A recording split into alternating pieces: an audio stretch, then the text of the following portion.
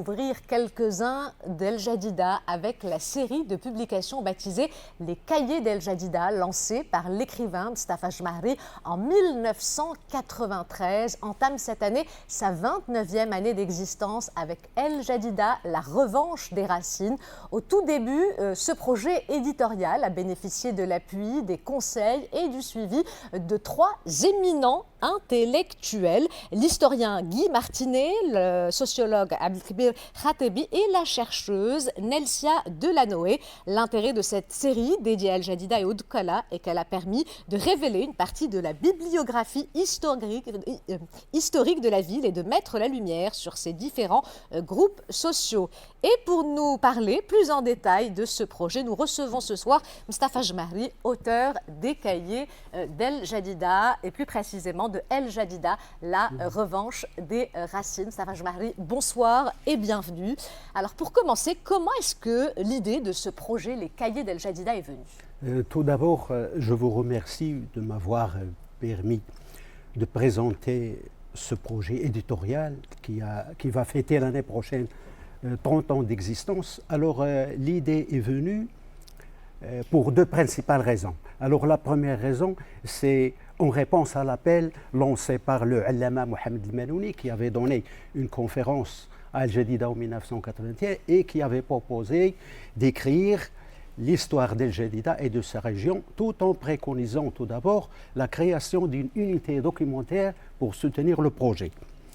Et la deuxième raison, c'était que j'ai participé à l'atelier Écriture et Région qui était animé par Abdelkbir Khatebi et le romancier français Claude Ollier, auteur de Marrakech Médine. Et à la fin de cet atelier qui s'est déroulé en 1990 au siège de l'association Doukala, il m'avait proposé de préparer une bibliographie historique sur la ville d'El Jadida.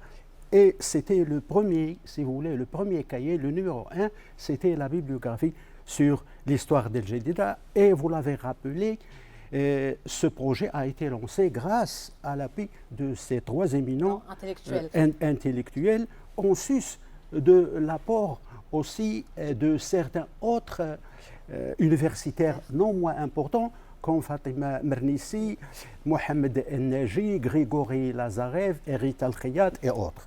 Alors, vous consacrez également un ouvrage à El Jadida au temps consulaire, puisqu'en 1900, la ville comptait 30 consulats.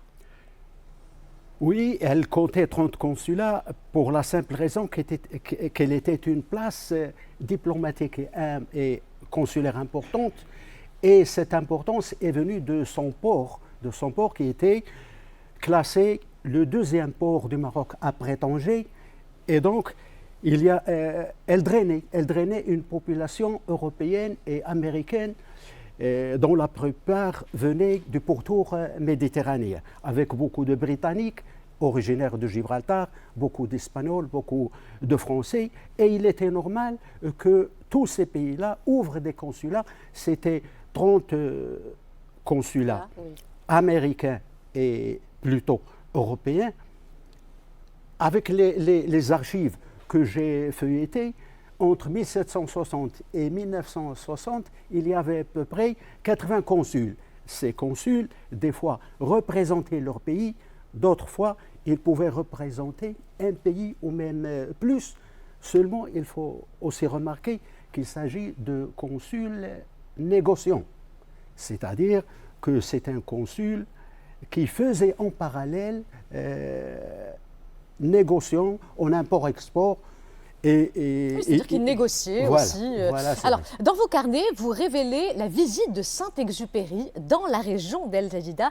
Est-ce que vous pouvez brièvement nous raconter cette histoire? Alors, pour Antoine de Saint-Exupéry, il résidait à Casablanca en 1927 parce qu'il faisait le courrier de l'aéropostale Toulouse-Dakar. Et il s'est avéré qu'en 1927, Antoine de Saint-Exupéry est parti à la province d'El Jadida. Il a pris le déjeuner chez la famille Deleuze à El Jadida. J'ai rencontré une descendante de la famille Deleuze qui m'a raconté ce passage. Et puis il est parti à la Boulouane, à la citadelle de Boulouane. Là, il était très inspiré par La beauté de ce site, tellement, il a inspiré, tellement qu'il en a fait un livre dont il s'est beaucoup inspiré, il s'appelle Citadelle. Alors, Mustapha Jmehri, enfin, une énigme que vous dévoilez dans vos écrits. Pourquoi est-ce que les Portugais ont colonisé El Jadida pendant 3 siècles sans laisser aucun cimetière? Oui, ça c'est l'énigme funéraire portugaise à Mazagan. Alors j'ai fait récemment des recherches et c'était tout à fait simple. J'ai contacté pas mal d'universitaires portugais qui m'ont confirmé qu'à cette époque-là, il n'y avait pas de cimetière, même au Portugal. C'est-à-dire le cimetière dont sa forme moderne n'existait pas. Alors, quand il y avait des morts, ils étaient ensevelis et enterrés sous les endroits religieux. Par exemple, les églises, les passages à côté, autour des églises.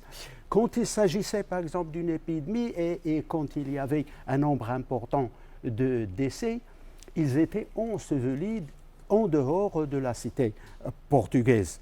Et ça, ce qui m'a été confirmé par plusieurs universitaires portugais, en plus que les fouilles archéologiques ont permis de trouver des ossements sous terre. Mustapha Jmehri, je rappelle que vous êtes l'auteur de ces carnets de voyage et surtout de ce dernier ouvrage, El Jadida, la revanche des racines, un livre plein d'informations et surtout extrêmement passionnant. Merci Mustapha Jmehri d'avoir été parmi nous ce soir. Merci à vous. Pour terminer cette édition, le nouvel an chinois après l'année du bœuf.